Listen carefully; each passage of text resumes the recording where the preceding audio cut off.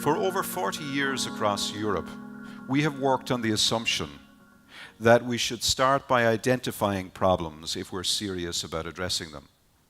Today, I want to propose to you that instead of starting with a focus on what's wrong, we should start with a focus on what's strong. So we can use what's strong to address what's wrong and make what's strong stronger. That focus, that approach, is what's known as asset-based community development.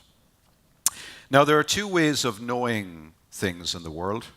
One is through studies, and the other is through stories. Studies give us more data. Stories inspire movements.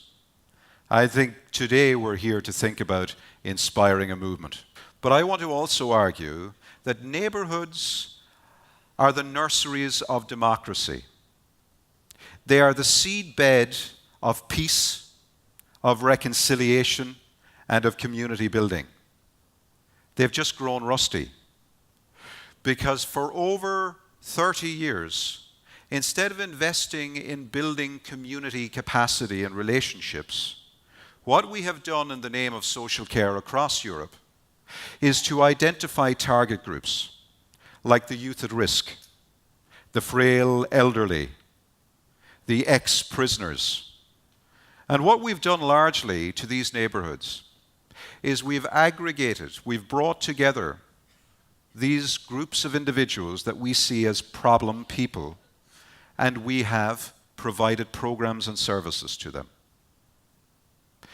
30 years on, the net result of that way of helping is that communities have become polarized and disconnected places, where the assumption is if anything is going to get better for the most vulnerable people, it's because an outside professional is going to come in and make it better.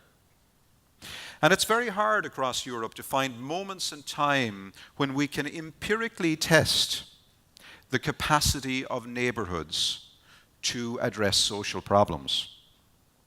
But one of the occasions when we can clearly see the irreplaceable capacity of neighborhoods, the irreplaceable capacity of citizens to connect and mobilize for change around social problems is in the face of natural disasters.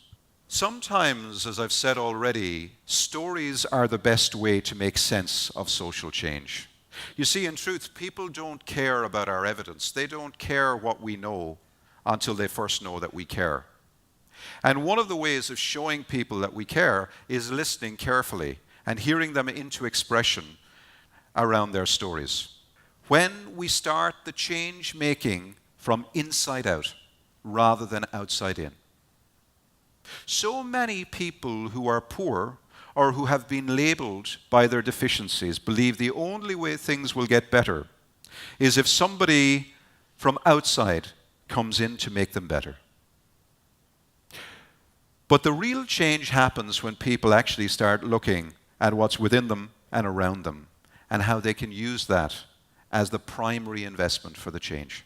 You see, in every neighborhood, there are three primary assets that we can use to make change happen. The first are assets that are local and are within the control of local people, like their own personal gifts and talents. The second are assets that are local but are outside of the control of local people. And the third are potential assets. They exist outside of local communities and they're not in the control of local communities. And it was absolutely remarkable. Within the first 100 conversations, we discovered thousands and thousands of things that local people wanted to do, but weren't doing. And when we tried to understand with them, why is it that you feel passionate about these things, but often are not acting on them? They told us three things, which we hear all of the time, everywhere we go, except in Africa. The first thing they said is, we don't feel qualified enough to address our local problems. Our local problems require credentialed people. We are not professional people. That was the first. This wasn't just in relation to professional programs. This was in relation to just being neighborly. The second thing that they told us was, we are out of the habit of making connections with our neighbors. We are very good at making online connections through Facebook and social media. We can make friendships, obviously, that way, and we're quite good with our family and friends. But beyond our family and friends, we are really unsure about how to make connections at a hyper-local level. And the third thing they said was, bureaucracy, rules stop us from connecting. And so as I conclude, I think I can report to you, having traveled around the world for the last 20 years, paying attention to what it is that happens when we see grassroots change endure. I think I can say these things. The first is that relationships matter. Relationships matter more than power, privilege, or credentials.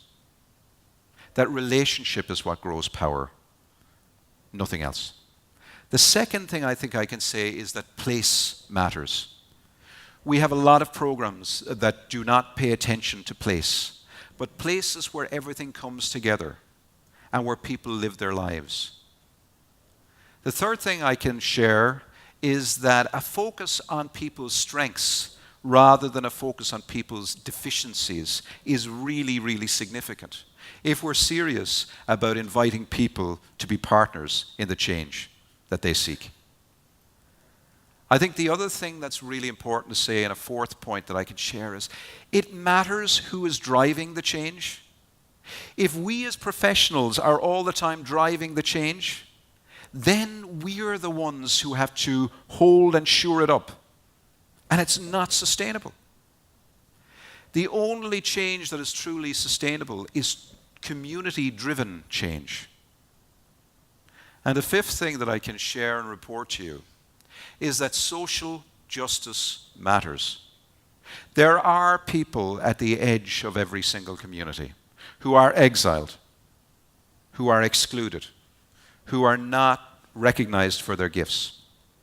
And so a big role that community development folks have is supporting community to figure out how they can create a welcome at the edge for the stranger, how we can create communities of genuine inclusion. You see, in the final analysis, the social care revolution will only really happen when people who've been defined as the problem secure the power to redefine the problem. Thank you.